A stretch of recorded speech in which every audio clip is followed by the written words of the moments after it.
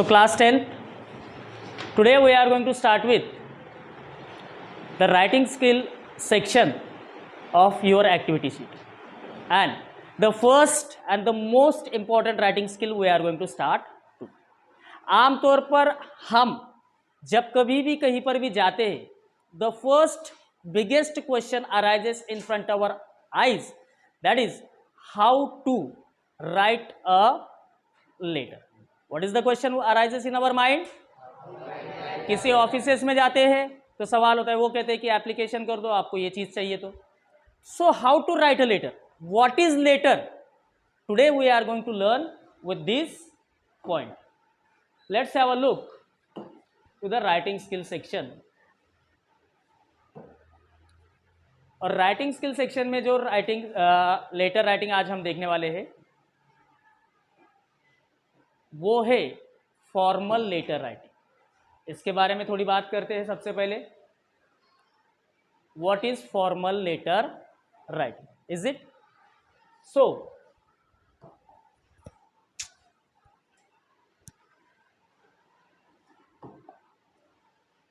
here first of all we will start with the writing skill section. Why?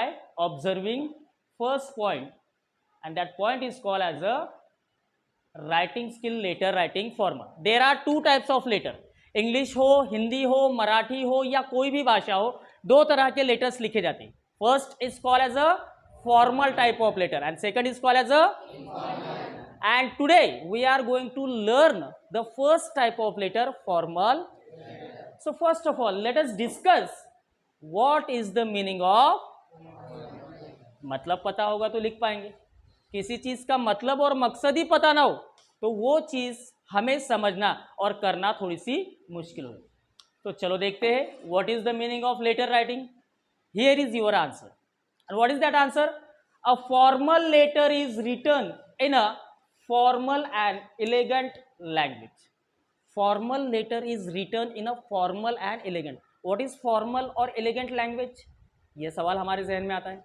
Formal language का इस्तेमाल तब किया जाता है जब हम अपने से बड़े बुजुर्गों से बात करते हैं और अदब में बात करते हैं. आया गया ऐसी बात भाषा का इस्तेमाल. और elegant मतलब which is applicable for each and every person who is senior to us, who is superior to us. हमसे बेहतर, हमसे उम्रदराज, हमसे बुजुर्ग या हमसे बड़े जो लोग हैं उनके साथ जिस भाषा का इस्तेमाल किया जाता है उसको फॉर्मल या एलिगेंट लैंग्वेज कहा जाता है. Next, and follows a certain clear format. Letter writing does not means that you should start writing letter like this whatever you want. जैसा हमें पसंद आ गया वैसा हम लेटर राइटिंग लिखना शुरू कर सकते हैं क्या? No, you must follow the certain format. का मतलब क्या होता है? एक कोई तो भी फ्रेम, जिस फ्रेम में हर एक चीज अपनी अपनी जगह पर होनी चाहिए और वो तरीके से अगर रही तो जो लेटर रीड आउट करने वाले, लेटर फॉरवर्ड करने वाले, उनको आइडिया आ जाता है कि हाँ actually this is the proper way of writing a formal letter और informal letter. Already we have been discuss why we are writing formal letter and why we are writing informal letter. Formal letter जो होते हैं हम officials use के लिए करते हैं. School में, कॉलेजेस में, इंस्टीट्यूशंस में, गवर्नमेंट ऑफिशियल्स जो होते हैं वहाँ पर जाने के बाद हमें फॉर्मल लेटर में अगर हम फॉर्मेट में लिख कर देते हैं तो हमें यूज़फुल होता है. और वो हम किसको देते हैं? अथॉरिटी होल्डर जो होते हैं या डेजिग्नेशन पर जहाँ वो बैठा होता है. किसी स्कूल के HM है, हेडमास्टर है, प्रिंसिपल है. कहीं पर जाने के बाद मेयर से मिलते हैं हम, नगराध्यक्ष से मिलते हैं हम, किसी प्रेसिडेंट से बात करते हैं. उस प्रेसिडेंट वगैरह इनसे अगर हमें कोई बातचीत करनी है, हमारी परेशानी, हमारी समस्या, हमारा जो हमारी सोच है उस सोच को वहाँ तक पहुँचाना है, तो that is the best way to frame formal letter. Move on to the next. And what is the format of the formal letter? We have been discuss कि भाई लेटर तो एक फॉर्मेट में होना चाहिए, एक तरीके में होना चाहिए, एक फ्रेम में होना चाहिए, बट वो फ्रेमिंग होनी क्या चाहिए?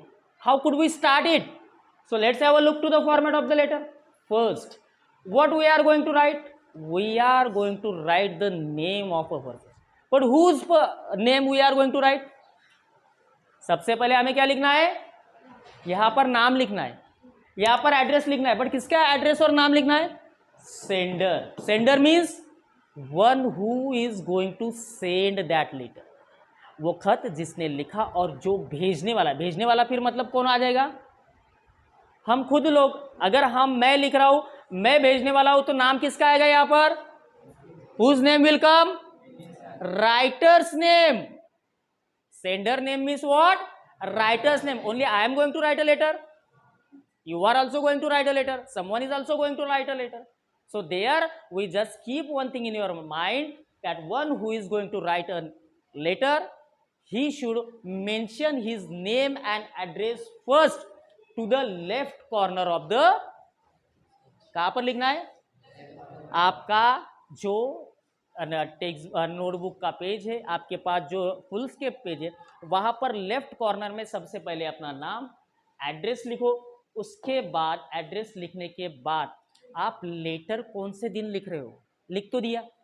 आपको लिविंग सर्टिफिकेट चाहिए, बोनाफाइड सर्टिफिकेट चाहिए, आधार कार्ड अपडेट करना है. बट अगर आपने उस दिन, जिस दिन वो लेटर फॉर्मेट किया, लिखा, उसकी डेट ही मेंशन नहीं की, और आपने कहा सर मैं तो 15 दिन से आ रहा हूं, फिर भी आप मेरा काम नहीं कर रहे, तो वो कहेंगे कहां पर है भाई, तेरे यहां पर तो डेट ही नहीं है. So while you are going to write a letter, must mention the date when you are going to write that. जिस दिन लेटर लिख रहे हो उस दिन की तारीख डालना जरूरी होता है. that will be a proof that when we have been submitted that. let's move on to the next. Date डालने के बाद फिर क्या आता है?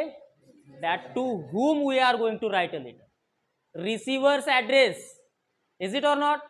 और रिसीवर्स एड्रेस में यहां पर हम थोड़ा सा स्किप कर गए. कौन सी चीज स्किप कर गए? रिसीवर्स एड्रेस लिखने से पहले हमेशा एक बात याद रखें, यहां पर एक लाइन छोड़ देनी होती है, और वो लाइन छोड़ने के बाद यहां पर हम क्या लिखते हैं? To, comma, and then down side of that to you should mention the receiver's address. How to write the receiver's address? Receiver's का एड्रेस कैसे लिखना है सबसे पहले वो देख लो. ये ध्यान में आ गया? Let me clear out this point. Now move on to the next. Receiver's address में हमें क्या क्या चीजें लिखनी पड़ती है? First of all the receiver's designation. Who was he और हु इज, कौन है वो? Is he a principal? Is he a headmaster? Is he a president? Who was he और first of all you should mention the designation. पहले लिखना है. और designation लिखना कैसे है? डेजिग्नेशन लिखते वक्त, वो वर्ड लिखते वक्त हमेशा कैपिटल लेटर का इस्तेमाल करना. The designation start with the capital letter. Principal है पी कैपिटल, प्रेसिडेंट है पी कैपिटल, हेडमास्टर है एच कैपिटल, मेयर है M. Then after write down his address. वो जिस इंस्टीट्यूशन या फिर किसी स्कूल, कॉलेज, जिस किसी ऑफिस का वो इंचार्ज है, उस ऑफिस का एड्रेस भी मेंशन करना जरूरी, क्योंकि लेटर लिखेंगे जाएगा कहां पर? जरूरी ना, that you should mention the address of that designatory person also. So address of the receiver. Okay, move on to the next. Sender's address, receiver's address होने के बाद नेक्स्ट पॉइंट आता है why we are going to write a letter. Subject should be there. अगर हमने लिख दिया कि भाई लेटर किस लिए लिखना है? 2 days leave I want. Sir I want 2 days leave. Sir I want bonafide for updation of Aadhaar card. किस चीज के लिए लेटर लिख रहे हो? उसका सब्जेक्ट मेंशन करना बहुत ज्यादा जरूरी होता है फॉर्मल लेटर. रिसीवर्स एड्रेस लिखा, उसके नीचे थोड़ा स्पेस छोड़कर सब्जेक्ट लिखो, और सब्जेक्ट में 3 से 4 शब्दों में लिखो for application for 2 days leave, application for issuing bonafide, application for issuing marksheet, living certificate, anything. After the subject, start writing your letter, but never forget to give salutation to the person. हम जब कभी भी किसी से बात करते हैं, मुलाकात करते हैं, सलाम दुआ करते हैं कि नहीं करते हैं? सलाम दुआ हमें सबसे पहले करना है. But now we are learning the letter writing in the English language. That's why we have been written the English format. यानी इंग्लिश फॉर्मेट में हम सलाम दुआ कैसे कहते हैं? या तो वहां पर शुरुआत करेंगे रिस्पेक्टेड सर, और इफ यू नोज, अगर आपको पता है कि वहां पर सर मौजूद है, सर लिखो. पता है मैडम है, मैडम लिखो, अगर नहीं पता तो दोनों लिखकर भी आप लेटर लिख सकते। यहां तक आ गया लेटर राइटिंग आपका सैल्यूटेशन, सलाम दुआ होने के बाद अगला जो पॉइंट आता है वो सबसे इंपॉर्टेंट होता है, write down the introduction of your formal letter writing. What does mean introduction? Introduction means that you should introduce why you are writing a. आपने ये बताना जरूरी होता है कि लेटर तो हम लिख रहे, वो लेटर लिख किस का रीजन से रहे, तो वहां पर लिख सकते हो। शुरुआत कैसे कर सकते हो? Sir, respected sir madam, with the reference to the above mention subject, ऊपर दिए गए विषय अनुसार, सॉरी,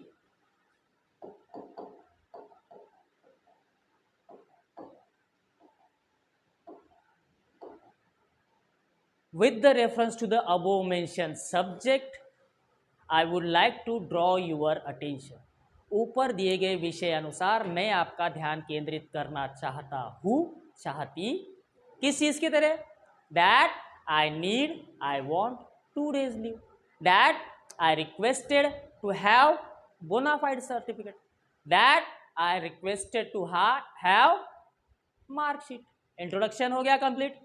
इंट्रोडक्शन कंप्लीट होने के बाद फिर आता है second part of the letter writing and that is called as the main body of the letter. पहचान तो कर दी, लेटर किस लिए लिख रहे, अब डिटेल में वहां पर मेंशन करो, main body of the letter, explanation of the subject of the, detail में बताना है हमें, why you are getting the leave, why you are getting leave, 2 दिन छुट्टी पर जा रहे, किस रीजन से जा रहे, inform there sir as there will be a family function held outside of the town, that's why I am going out of the town. हमारे यहाँ पर एक फैमिली फंक्शन रखा गया है जो यहाँ से गांव से दूर बाहर गांव पर रखा गया है, तो वहाँ पे मैं अटेंड करने। आधार कार्ड के लिए मैं बोनाफाइड मांग रहा हूँ, बोनाफाइड किस चीज़ के लिए चाहिए मुझे? Sir, I would like to update my Aadhaar card, I would like to update my biometric, I would like to update my photograph, and that's why they required bona fide certificate. Main body में लिख दो। And last part of the letter is called conclusion. Conclusion means what? Request that person express your opinion why you are writing this. For example leave letter अगर है तो उनसे request करो, sir please grant my leave for 2 days, I assure you that I can complete my all remaining work as soon as I come back. Request कर दी। Opinion, sir, if you issue me the bona fide certificate, it will help me to update my Aadhaar card on right. Conclusion कर दो। Conclusion करने के बाद हमेशा याद रखना signature mention करना जरूरी होता है, क्योंकि लेटर कभी कभार हम टाइप लेकर जाते और वो टाइप लेटर ले जाने के बाद वहां पर सिग्नेचर करना जरूरी होता है, जिसको किसका सिग्नेचर करना पड़ता है? सेंडर्स सिग्नेचर, और उसका नाम नीचे लिखना पड़ता है। जो नाम आपने ऊपर मेंशन किया है सेम कॉपी पेस्ट करते जाओ। That is the end of your formatting of letter. Understood?